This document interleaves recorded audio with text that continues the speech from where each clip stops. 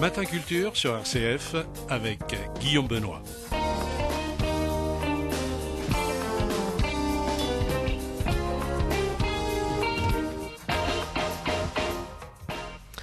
Après le grand succès de Mais qu'est-ce qu'on va faire de toi, Michel Drucker revient avec un deuxième ouvrage intitulé Rappelle-moi, un livre écrit comme une longue lettre à son frère Jean, qui nous a malheureusement quittés en 2003.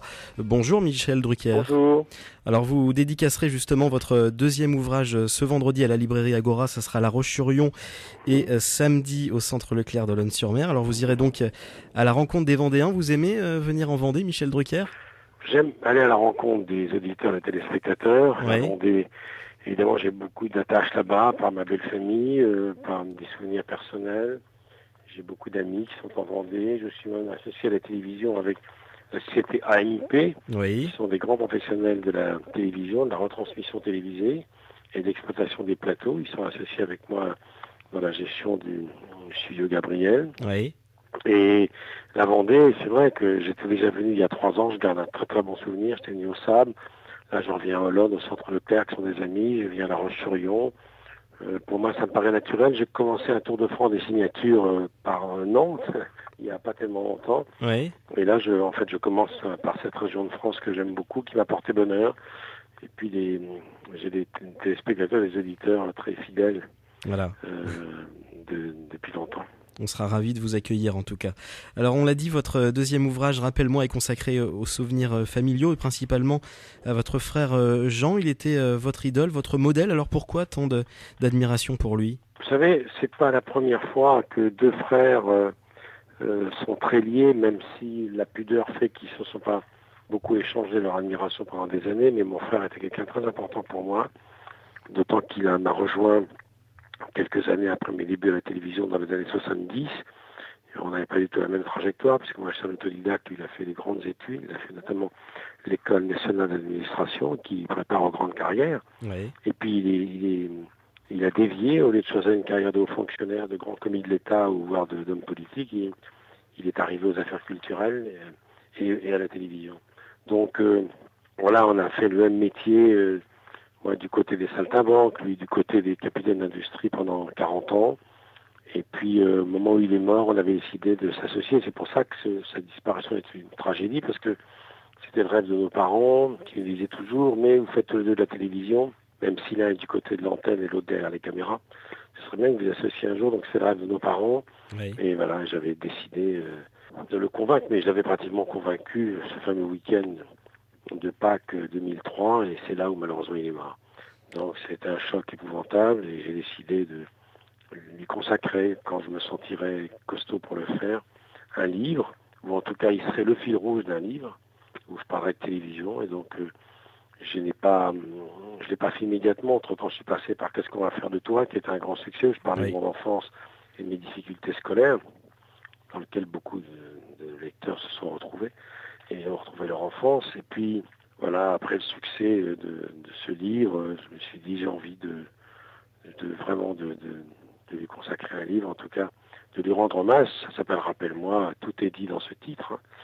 Voilà, même si je suis pas agnostique et je suis pas certain d'être totalement croyant, Rappelle-moi, c'est un souhait qu'il me rappelle, parce qu'on ne s'est pas tout dit. Donc en attendant, je lui raconte ce qu'il aurait dû voir avec moi s'il avait vécu encore un peu depuis 7 ans, c'est-à-dire l'envolée de sa fille Marie, qui a beaucoup de talent, et puis l'évolution dans la vie professionnelle et la vie tout court de quelques-uns des monstres sacrés du monde du spectacle, que ça va d'Aznavour à Hallyday, en passant par Delon, Jean Ferrat ou encore Bernard Giraudot, Belmondo, tout ça, c'est des gens qu'il aimait bien. Donc je lui raconte un petit peu tout ça. Je lui dis ce qui s'est passé depuis 7 ans, la télé, ce qui l'intéressait aussi beaucoup. Oui. Il est toujours le fil rouge. Voilà. Alors c'était une thérapie pour vous d'écrire ce livre ? Sans doute, Oui. oui, sans doute. J'avais besoin. Ce livre est très bien accueilli, il a une très bonne presse. J'espère qu'il aura autant de succès que le premier. Les gens qui l'ont lu ou qui en ont entendu parler à travers les émissions de télévision auxquelles j'ai participé depuis un mois semblent très touchés par ce sujet, parce que Qui n'a pas perdu un frère, une sœur, des parents, qui n'a pas envie d'évoquer le passé. C'est un travail de mémoire pour pas qu'on oublie. Et pourquoi ce titre alors, rappelle-moi? Parce que c'était son dernier message, c'était ce qu'il me laissait toujours sur mon portable. Oui. Il m'appelait tout le temps, tous les jours, on s'appelait, il me dit rappelle-moi. Donc c'est le dernier message qu'il m'a laissé, quoi, la veille de sa mort. Donc j'ai pensé que c'était un titre symbolique. Quel meilleur souvenir vous gardez de votre frère? Oh, beaucoup d'humour. Oui. Il connaissait admirablement la télé comme moi, il l'aimait beaucoup, même s'il la connaissait du côté des patrons. Il s'intéressait au sport, beaucoup. Mais le souvenir que j'ai dû, c'est quelqu'un à la fois plein d'humour et de très mélancolique, très angoissé, très anxieux. D'ailleurs, il est mort d'une crise d'asthme, qui est la maladie de l'anxiété. Oui. Mais je garde un souvenir ému parce que c'était quelqu'un de très élégant, un humaniste, loin du cynisme de l'époque, quoi. Tous ceux qui l'ont connu comme patron vous diront qu'ils ont le souvenir de quelqu'un d'extrêmement humain, qui avait sa porte toujours ouverte, qui méprisait pas les petits et qui accordait autant d'attention aux gens célèbres qu'aux gens peu célèbres. Alors, depuis sa disparition, est-ce que vous avez peur de la mort, Michel Drucker? On a toujours un peu peur de la mort. Moi, ce que je veux, c'est mourir en bonne santé. J'ai pas peur de la mort, j'ai peur de la déchéance, Oui. j'ai peur de la blessure, j'ai peur du handicap, voilà, j'ai peur des blessures de l'âge, mais c'est pour ça que j'essaie de faire du sport, de me maintenir le plus en forme, parce que je travaille beaucoup, mais j'ai pas trouvé un autre système pour maintenir la mémoire en bon état. Pour être en forme, il faut travailler, quoi. C'est la retraite, me fait peur, quoi. Mais la retraite, elle dépend pas de moi, elle dépend des téléspectateurs. Voilà. Alors, vous l'avez évoqué tout à l'heure, donc vous aviez des projets avec votre frère, notamment des projets Oui, audiovisuels. on voulait créer une société de communication, de conseil en communication, parce qu'on connaissait bien ce métier, on aurait pu aider beaucoup de gens. Les saltimbanques, certes, mais également les décideurs, les patrons, parce que c'était très rare d'être deux frères, pratiquement ayant le même âge, presque jumeaux, ayant passé plus de 40 ans à la télévision, donc on connaissait ce métier par cœur, et la radio également. Donc mon frère était passé par tous les postes importants à la radio et à la télé, et donc on se connaissait parfaitement, et je pense qu'on aurait été très utile au paysage audiovisuel, qui a beaucoup changé ces dernières années. Donc vous aviez beaucoup de projets, je suppose que ça vous a quand même frustré, abandonné certains projets? Oui, je continue tout seul, voilà, mais c'est en pensant à lui tout le temps. Oui. C'est vrai qu'on aurait été très heureux tous les deux, quoi. On aurait été aussi brillants, je peux vous le dire en toute modestie, que certains conseillers des princes ou des politiques qui parlent de télévision, mais qui connaissent pas les téléspectateurs, qui la connaissent pas comme nous. Alors, en tout cas, je suis persuadé qu'il nous entend voilà, ce matin.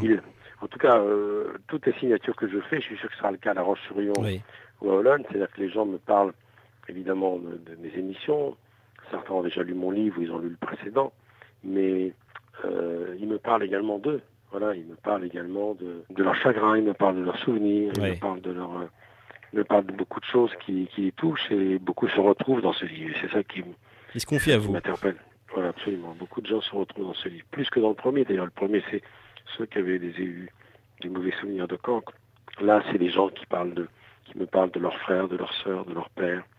Et c'est vrai que la perte d'un frère, la perte d'une sœur, au bout de 40, 50 ans, 60 ans de cheminement, de vie presque commune, parce qu'on en habitait pas loin l'un de l'autre, c'est une vraie amputation, quoi. Alors, vous évoquez également la tragique histoire de votre père, sous l'occupation nazie.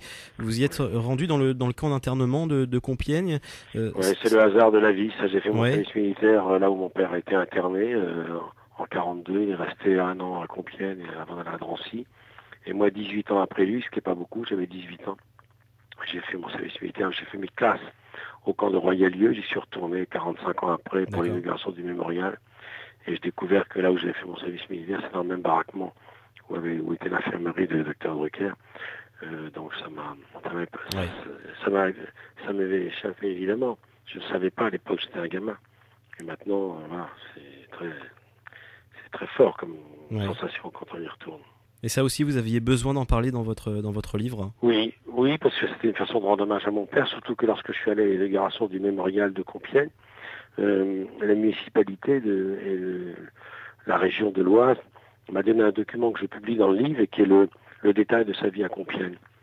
J'ai trouvé important de publier tout ça, quoi, pour se souvenir de ce qui s'est passé dans ce camp en 1942. Alors, un autre grand moment de votre vie, Michel Drucker, vous avez découvert l'existence d'un demi-frère, fils de votre père Abraham. Le jour... 60 ans après, ça c'est encore les hasards du destin. Voilà. Ça, c'est assez incroyable quand même. Incroyable. Aux obsèques de mon frère, il y avait un couple et le monsieur, c'était mon frère, je ne savais pas. Et comment ça s'est déroulé exactement? Je ne l'ai pas vu, et je ne savais pas qui c'était. Je l'ai su après, 2 mois après, quand j'ai reçu une lettre d'une dame qui m'a dit nous étions aux obsèques de votre frère Jean, car mon mari et votre frère, il l'a su officiellement plusieurs mois avant la mort de Jean, mais il s'en doutait depuis des années, parce que la ressemblance est tellement flagrante avec la famille Drucker. Donc voilà, j'ai voulu répondre à cette lettre qui ne demandait aucune réponse. Ce garçon ne s'est jamais manifesté en 40 ans, il a 10 ans de moins que moi, il est né en 52. Et voilà, donc j'ai voulu le rencontrer, et j'ai trouvé ça touchant, et je me suis beaucoup interrogé, puis j'ai dit que c'était une façon de le reconnaître moi, 60 ans après ces années où il avait beaucoup souffert de cette situation, puisqu'il s'en doutait. J'ai pensé que c'était bien en 3 lignes, parce que c'est vraiment 3 lignes dans le livre, à la fin du livre, que je signale sa présence comme une reconnaissance, une façon de lui compléter, voire de lui donner la totalité de l'état civil et de sa carte d'identité à laquelle il a droit, car c'est quand même, biologiquement, nous sommes frères. Alors pourquoi donc je le revois de temps en temps. Vous le revoyez, Je le vois 2-3 fois par an, puis on s'appelle surtout. D'accord. Donc vous avez fait lire, bien entendu, le livre, et je l'ai publié avec son accord. Puis j'ai préféré le dire, moi, avec mes mots, plutôt que ça sorte un jour sur Internet, sur un blog quelconque. Alors on va parler maintenant d'une autre actualité, si vous le voulez bien, Michel Drucker, qui je suppose vous prend énormément de temps, c'est le retour de l'émission Champs-Élysées. Oui, oui, ça a repris en fanfare, je ne savais pas que ça aurait autant de succès. C'est considérable, ça fait qu'on va en faire d'autres, bien entendu. Ah, c'est prévu donc, d'autres émissions Champs-Élysées. On va en faire 2 jusqu'au mois de juin, et puis l'année prochaine on verra, on va voir ça avec M. Flimna et les patrons de France Télévisions, mais c'est vrai que c'est un événement considérable, jamais j'aurais imaginé que ça aurait autant de succès, jamais. C'était votre souhait, ça, ce retour de l'émission Champs-Élysées? J'ai hésité avec Françoise Coquet, la coproductrice de l'émission, pendant 10 ans. On en a tellement parlé. Le retour d'émissions anciennes sur d'autres chaînes n'a pas été un énorme succès, donc j'hésitais beaucoup. Et puis on m'a dit, mais non, Champs-Élysées c'est une marque, c'est pas du tout la même chose. Et puis il y a différent des autres, émissions qui reviennent, c'est le même présentateur, tout ça. Alors bon, on s'est laissé faire. On a fait une émission assez classique, traditionnelle, avec un thème qui était très fort pour nous, la transmission, c'est-à-dire que les anciens chantant avec les nouveaux. Et on ne savait pas que ça aurait autant de succès. Près de 6 millions de gens, c'est considérable. Oui, c'est énorme. Alors que c'est presque ce qu'on faisait il y a 25 ans, alors qu'il n'y avait que 3 chaînes. Là, on fait ça avec 150 chaînes.